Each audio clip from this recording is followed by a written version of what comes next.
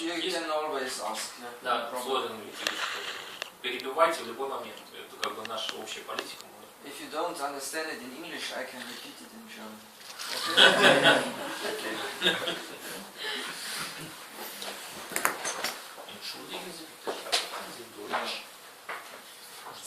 Okay. So I want to give you an overview of different protocols for sample preparation. We now have almost maybe 100 protocols, so it's quite complex, and I'm trying to bring a little bit of system into this complexity. So the idea is that you should easily find the right protocol and the right kit for your application. So this is how we subdivided the different application areas. This is whole genome sequencing, WGS, and there principally we have these two solutions, either TrueSeq DNA PCR-free. This is like the optimum, because with PCR-free you have absolutely no amplification bias. So for most library preparation protocols, you have a PCR step for amplification to have more material. But of course, every PCR, since it's enzymatic, it will bring some bias.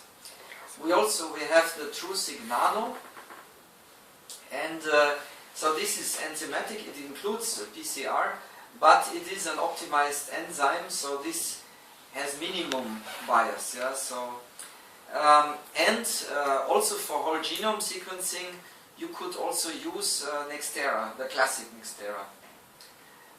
Not Nextera XT, so not the protocol that you used now in this workshop. Nextera XT here, this is only for small genomes. So you have to differentiate between whole human genome sequencing or complex genomes, yeah, like plants, or and small genomes like bacteria, like PCR products, plasmids, viruses. So for this you can use Nextera XT, and for complex big genomes you should use either TrueSeq DNA PCR-free, or TrueSeq Nano, or Nextera Classic. What is the difference between TrueSeq and Nextera? Anybody knows the principal difference? Yes. Nextera is a fermentative principle of work. TrueSeq need the additional machine fragmentation. Yes. Exactly. Yes. How is it? Sorry.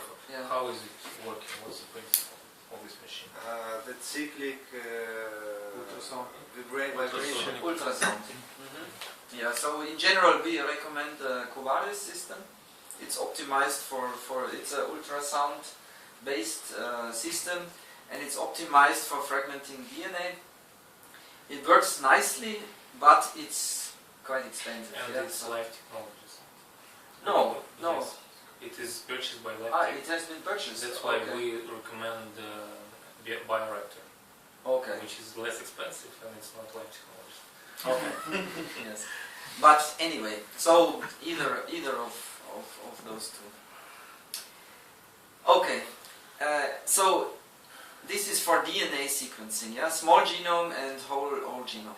And then we have enrichment, because especially for the MiSeq, so this whole genome sequencing usually you don't do on MiSeq because the instrument is too small. So the maximum output of one MiSeq experiment is about 15 gigabases. If you optimize it, maybe it can be a little bit more, yeah, maybe up to 18 or maybe up to 20, but this is about really the maximum. And if you have 15 gigabases, this means in theory you can cover the human genome 5 times, yeah, 5x, but this is not enough for a good quality whole human sequence. So in general, the standard is something like 30-fold for whole human genome sequencing. And for this you need a NextSeq or a HiSeq. But what you do usually with a MiSeq is either small genomes or you do enrichment. So you target one specific region of interest, maybe some markers, maybe for leukemia or some disease you're interested in. Or it can be also the whole exome, but there again it's a bit at the limit of the system, so you can sequence one human exome on a MiSeq. This is technically possible, but it is a little bit expensive, yeah, because if you cannot pool, then the cost per sample is quite high. So it is cheaper to do it on HiSeq or NextSeq, whole exome. But on MiSeq you can do smaller panels, and we have a clinical exome, which is not the whole exome, but it's all genes that have been published to be connected to human diseases, and they are usually in the HGMD database. And from these genes, 4,800 and I think 13 genes, we made a panel.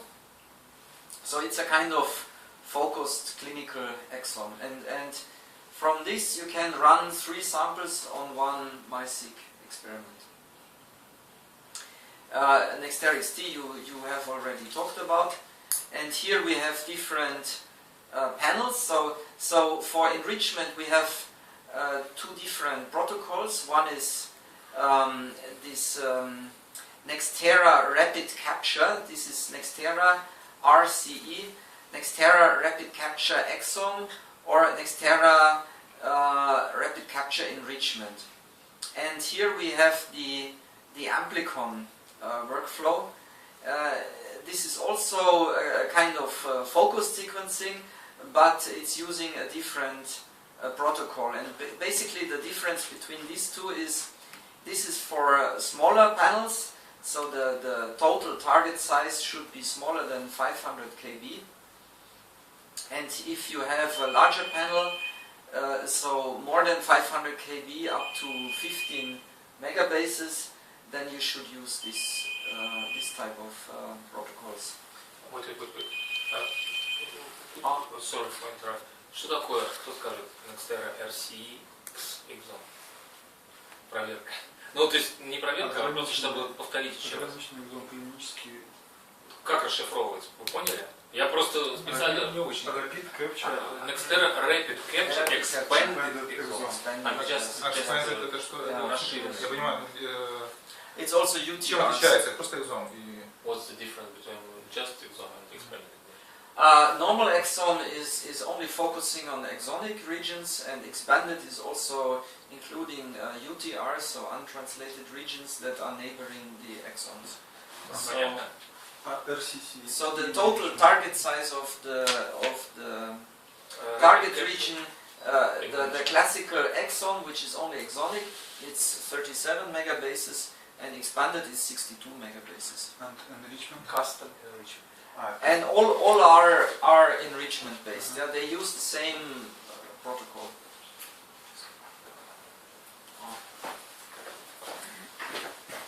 Sorry, for exome, included all known exons, but not all possible exons, yes? As far as I understand. I think that it is based only on known exons described in databases. Yes. But maybe some atomic coding fragments on something else, so they are not included possible. Unknown, for example, it's only for known. Yes, but okay. I mean, yes. So if you want to cover everything, if you want to have intronic regulatory, I mean the exome is now pretty well characterized. Yes, yeah. So, well. but if you also, of course, you can see. You can see different variants, but if you want to make sure that you all see all intronic regulatory sequences, then you have to do whole genome sequencing.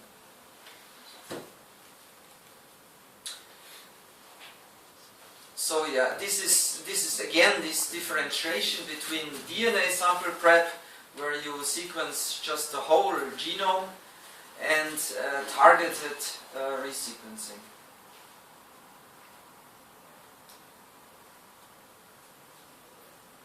So, the TrueSeq DNA PCR-free protocol, I said already, this was really made for whole genome sequencing. So this is really not a MiSeq application. Yeah. So this is typical HiSeq application. Or you can also, if you have a NextSeq, you can also do one human genome.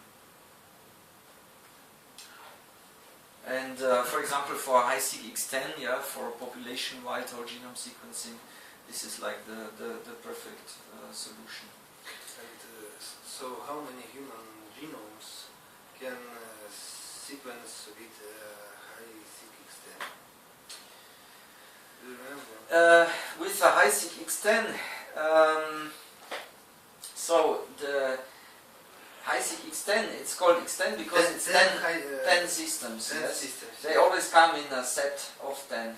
And the capacity per year is 18,000 genomes. Per year. Per year, yes. In a normal working, so not, of course not day and night, so normal working hours, yeah, 18,000. Really?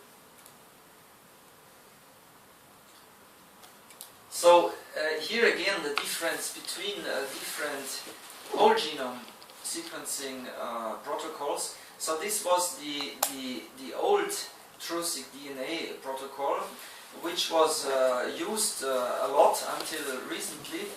It works quite nicely, it is simple, it is very robust, but there are some regions where you have a lower coverage or even some gaps because of the enzymatic amplification. So after fragmentation you do the ligation, and then you do PCR amplification, and since the polymerase preferentially amplified some regions with respect to others, maybe especially GC-rich regions often were less amplified, and therefore you have this bias here. Yeah? And of course the goal is to have a very even coverage, and this is why we optimize the polymerase. So with the nano protocol you have a better coverage, you don't have these gaps because of the optimized polymerase, and also you can use less DNA, so you need only 100 nanogram of DNA input for the nano protocol. And for the TrueSeq PCR free protocol you need more, you need about 1 microgram, but it has no PCR amplification and therefore it has absolutely no bias. Yeah? So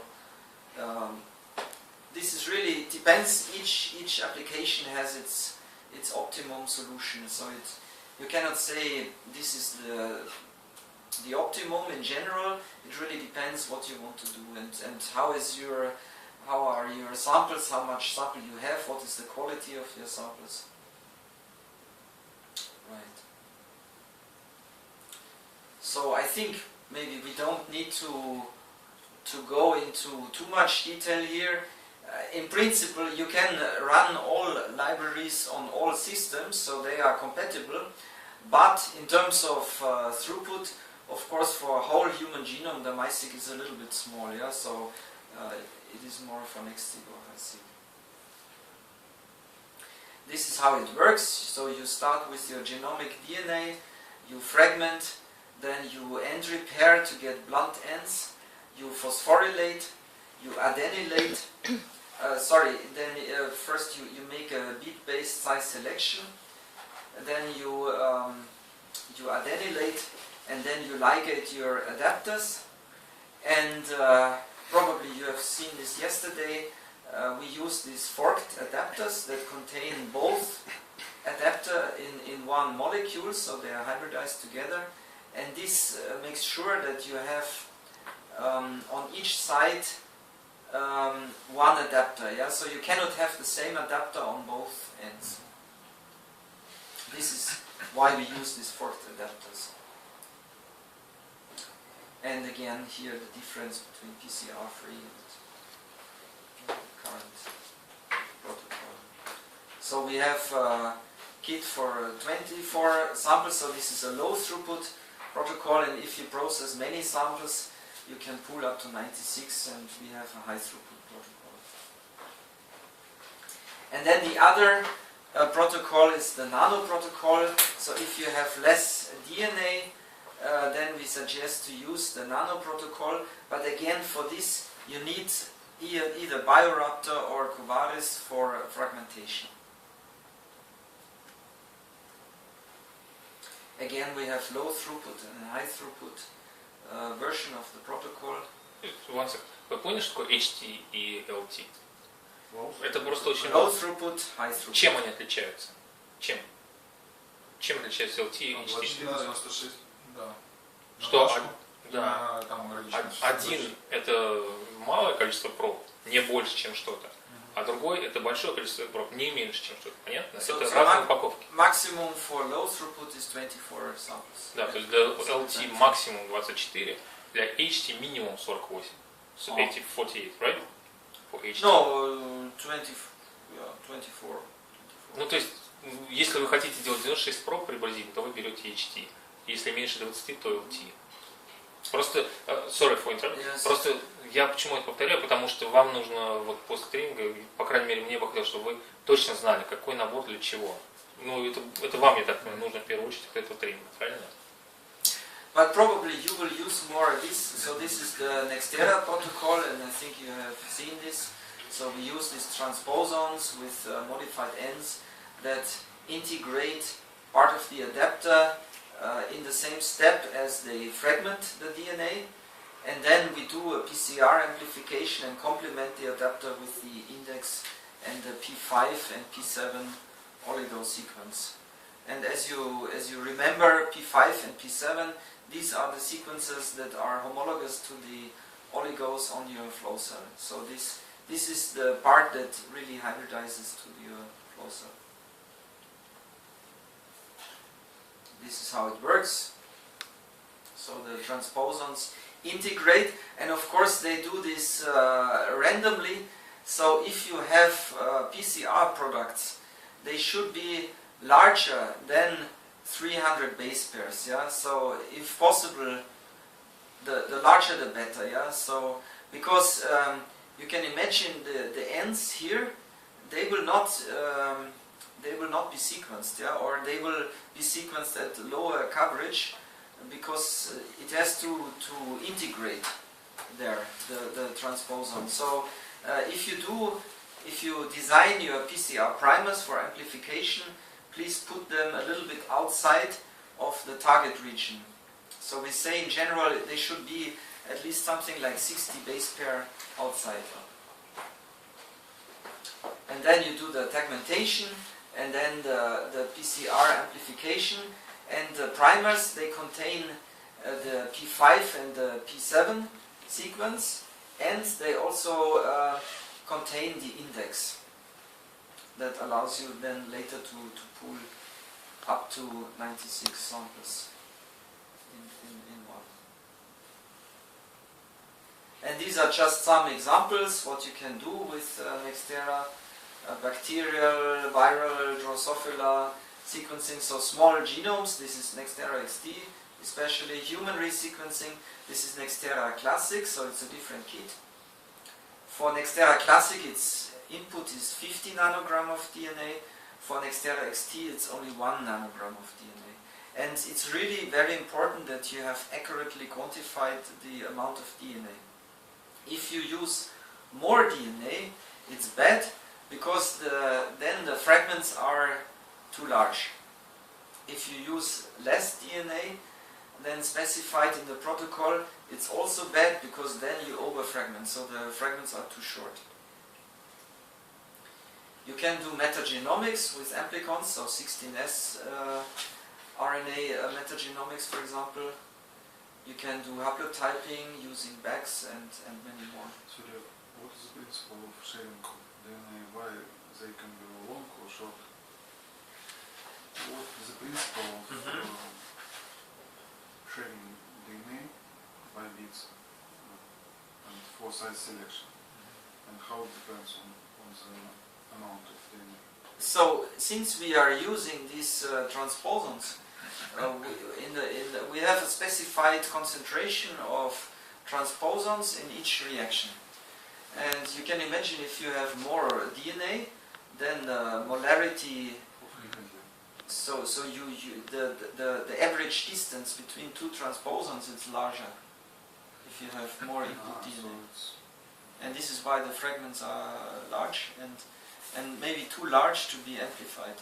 So ratio must be accurate. And this is why you should normalize to molarity, so not to gram, but to moles.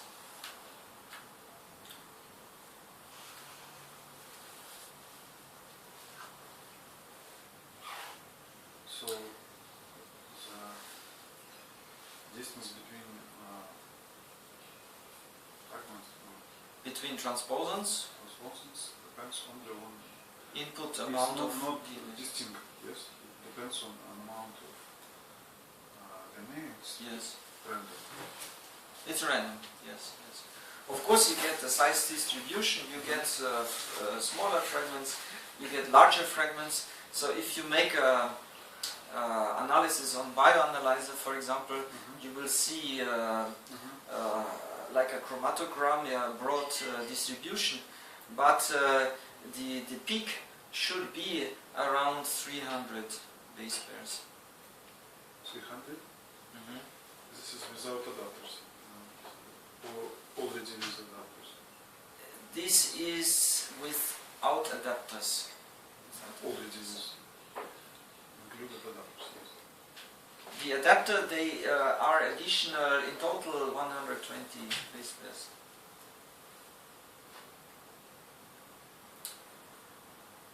Okay, so really the difference between Nextera and TrueSeq, if you have a device for fragmentation like Bioraptor or Covaris, then you can use TrueSeq.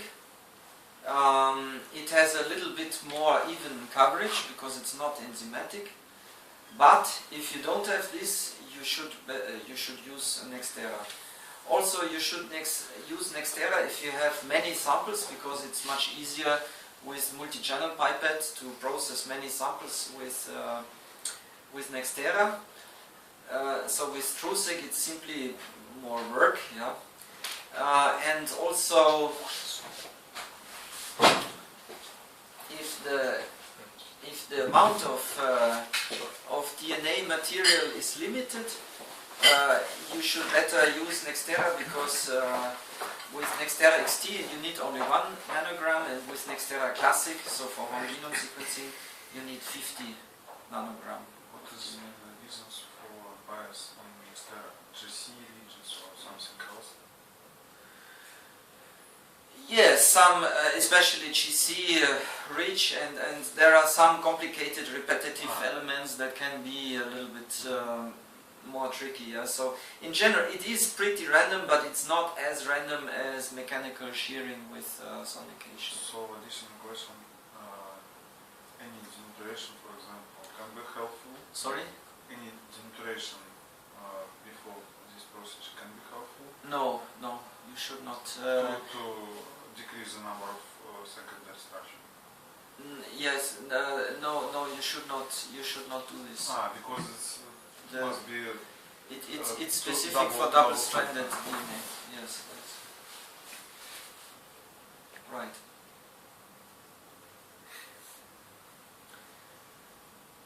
So we have another sample prep kit. It's called Nextera Mate Pair Sample Prep Kit. So the principle is based on Nextera, so it's also using the transposons, but it's different because it's a mate pair. It means this is really designed for very large fragments. Yeah. So this is if you want to do de novo sequencing of unknown species, where you might have big repetitive elements. Then it's good to have some large fragments that can cover, that can bridge these repetitive elements. So for the alignment, it's good. Usually, it's good to have a mixture of shorter paired-end fragments and longer fragments like mate pair. In one run. In one analysis. So it can be from different experiments. Usually you do 2 different runs, one with mate pair and one with paired end. But then you analyze them together. You do the assembly, de novo assembly So together. from different runs, they are met or assembled? Yes, you can combine the data. In general, this is very nice about next generation sequencing, because there is really no problem to combine data. So, for example, you do one experiment and then you see, oh, here the cluster density was not high enough. For some reason, maybe there was a mistake in quantification. At least you don't lose the data. So you can do another experiment and add more library, and then you combine it and you can use the data. And of course, this is also for de novo sequencing of plants and complex genomes. So the maximum read length is 2 times 250 base pairs. You can pool up to 12 indices. It requires 1 microgram of genomic DNA, but this depends a little bit on the size. Yeah, so the longer the fragment size that you are aiming for, the more input. Because you to get the same molarity, you need more micrograms if you have longer fragments. Can it be used not only for genomes as well, and for long amplicons? For amplicons, so this is really the target gap size is between 3 and 15 kb. Yes. So what do you mean? Maybe very long amplicons. Long range PCR, for example, for neutronic regions, for example. Yeah, well. Or it should be circular, for example, or no? No. So in theory, maybe you could do it, but then you would need to optimize the input amount. So the way we optimize it, this 1 microgram really refers to genomic DNA. So then you maybe have to scale it down, but it's with PCR, with long range PCR, maybe you could. It's difficult. It's difficult. Yes, usually we recommend Nextera XT for PCR products. And the reason I will also explain later, because if you directly make a library from PCR amplicons without fragmentation, the problem is you get low complexity. This means that all the fragments, they align exactly in the same location, and this can be difficult for the base calling. So usually, our software is optimized for fragments that are random, and if they all start and finish at the same position, then the intensity chromatogram will be like in capillary sequencing. It will be like this, yeah, and we don't want this, yeah. So the software cannot normalize then. So then you can have some problems. And even with additional files? With files you can a little bit mitigate this problem. That's right. Yeah. So this is how it works. So you make very long fragments, and you need to optimize your, for example, BioRaptor protocol to get these long fragments. And then you add ligate adapters that are biotinylated, and then you circularize, and then you fragment again. So after circularization, of course, you can get rid of everything that is not cyclic, and then you fragment again, and then you make a pull down of the biotinylated ends, and only these ends then will be converted into a library. So this end is physically a relatively short fragment, but it represents this long fragment. And this is the trick, yeah? So if you do the alignment, you can bridge these long genomic repetitive elements, but what you physically prepare as a library are the same short fragments. And with this trick, we can also sequence complex genomes.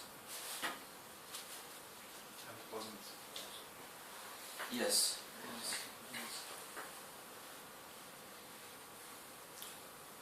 And we are, so this is the size distribution, yeah, so something between 2,000 and 8,000 bases. And now we will also bring out this year another protocol.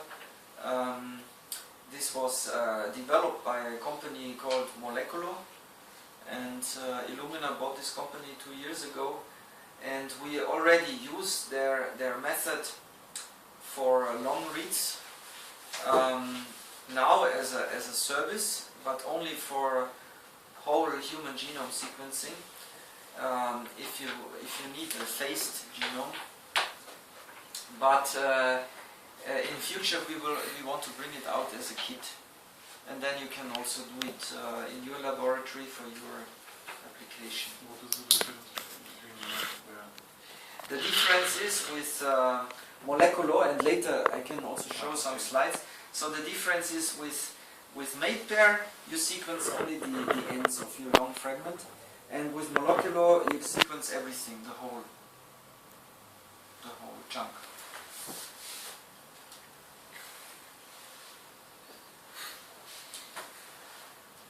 Nextera rapid capture exome. So this is enrichment, whole exome sequencing. So the total target region of the human exome is about 37 megabases. It is based on these databases, mainly RefSeq, Ensemble. So it's all the coding regions. Then how many samples you can sequence per experiment depends, of course, on the coverage. So on the MySeq it's limited. You can only sequence about one sample per experiment. On NextSeq you can sequence between 9 and 12 samples per experiment, and on HiSeq even more. Yeah, so I think up to 48. Yeah. Since it's based on Nextera, you need again 50, so it's the classical Nextera, 50 nanogram of genomic DNA input, and there is no need for mechanical fragmentation. This is how it works. So first you make your whole genome library with Nextera, classic protocol, as you have seen it before, and then you have this enrichment step. So we will deliver with the kit one tube with oligo sequences that are specific for all exonic regions. They are long, they are about 85 base pair long, and they are biotinylated.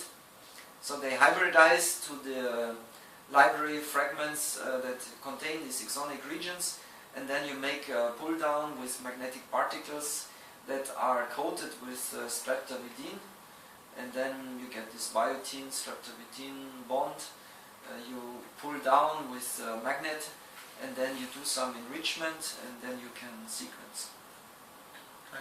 Sorry, for this, in this kit, probe fluorescent maybe labeled probe for each zone? No. These are not labeled. These are only biotinylated Biotinylated for a is pull down. for each exome. For each exome, and not only so usually one exome has several probes, yeah, so not only one probe. It depends, of course, on the length of the exome. 1,000. Yes, we have it's more than 200,000 different probes, and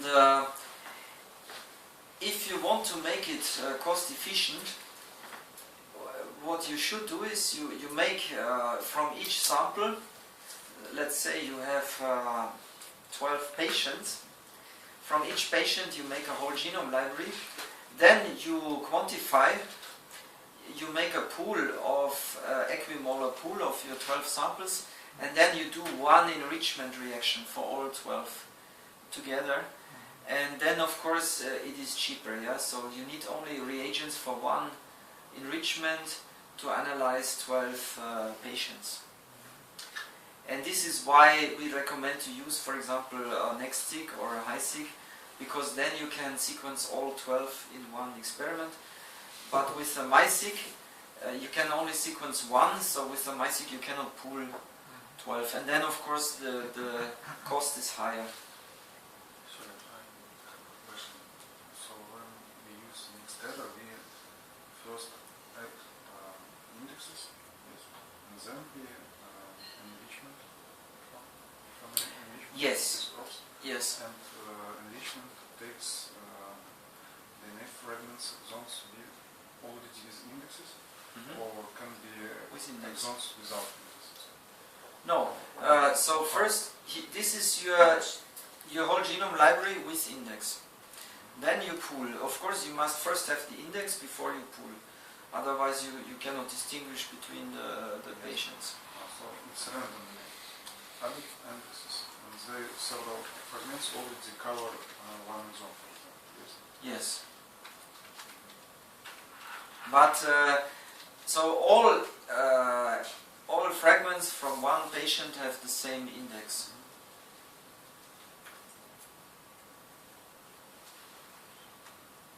80 base pair polygons. Yeah.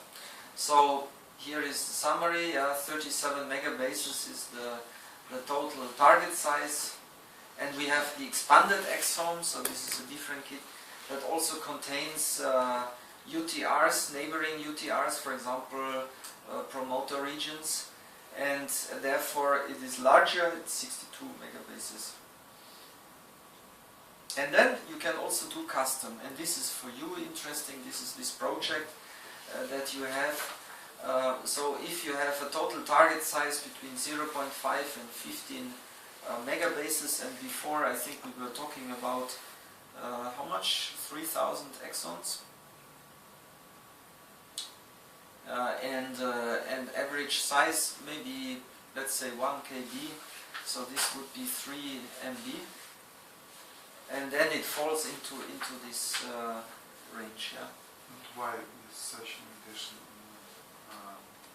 size of analyzed sequence? Why is there 37, for example, and here only? That's a good question. To be honest, I'm not sure. I don't know. It's maybe a limitation of Design Studio, I think. Yeah. But you're right. In principle, the protocol is exactly the same, so it should be possible to do more than 15. But usually the limitation is more on this side, because many panels are not so big. Yeah. Usually, often panels are smaller, and if it's smaller than half a megabase, then it's more efficient to go for a different protocol, this TrueSeq amplicon protocol. But the design is easier for this protocol. We were just talking about enrichment. So the panel, they are looking for how many genes? Do you remember? I remember that it was about 3,000 exomes. Yes. But genes, And maybe hundreds. 100. Case PID, but Yes. it's about I think half of megabase totally. what in is the the studio, 500,000. Yeah. 500. So half a megabase is exactly here. Yes, yes. Yes. So then in theory we need to see what is the better solution and maybe also the more cost efficient. But in general, if you have the choice, I would prefer this Nextera rapid capture enrichment. And sorry, expanded exome can be made on MySec. One sample, but One experiment. yes, but as I said, it's relatively expensive, because you need a full enrichment reaction for one sample. So I think you talked enough about Nextera XT, so probably I don't have to. Сколько нужно ДНК для Nextera XT минимум? I'm asking questions just to refresh. Yeah. So, кто скажет? It's written. Это особенность Nextera. Больше, не меньше. Не, может Это больше. очень сразу, 2 нанограмма на Не меньше 1 нанограмма. А? Конечно. So these are just two examples of Nextera XT studies. Yeah. So here 7 exons. So short. This was short-range PCR, short fragments, and then they made a library with Nextera XT. Of course, 90 minutes is a little bit optimistic. Yeah. So probably you take more time, especially if you do it the first time. Yeah. And this is long range for BRCA1 and 2. And of course, if you have a longer target region, you pull less samples. But the idea is, it should show that within one day you can do such an experiment.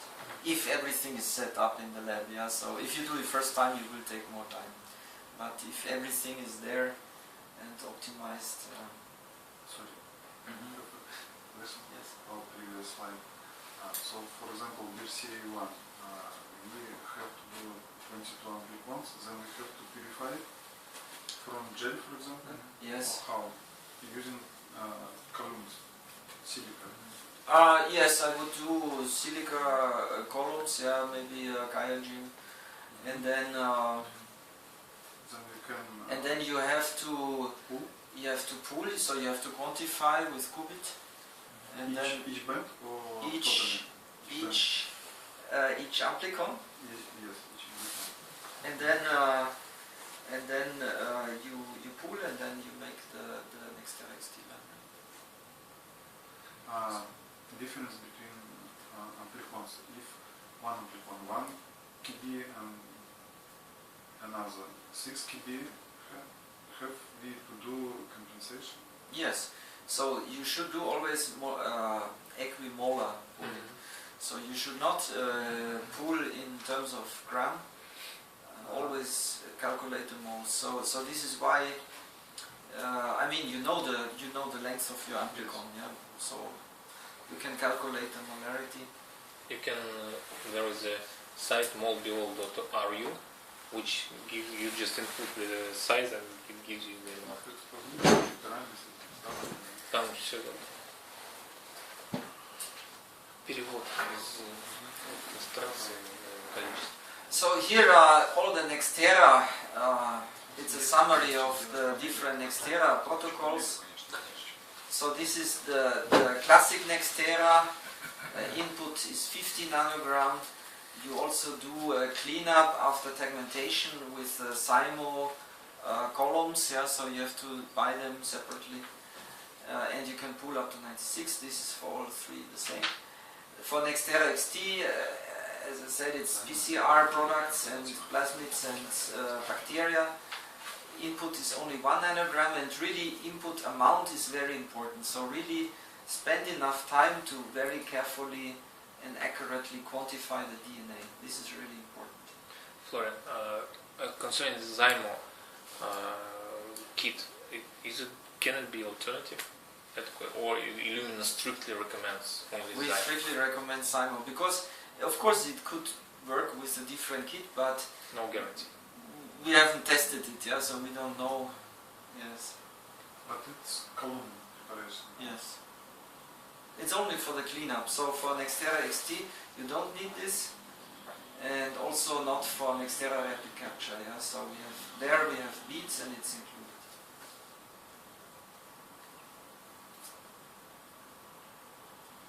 Okay, so this was the general overview. And then I have another presentation on RNA-seq, but I'm not sure should I do it now or later. Как скажете? Вы готовы еще послушать? I don't want to make you sleep.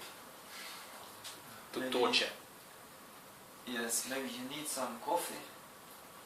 Просто, да, вы как бы сами смотрите, как вы себя чувствуете, потому что важно, чтобы вы все усвоили, а не мучились. Как- Coffee, chai, самогон.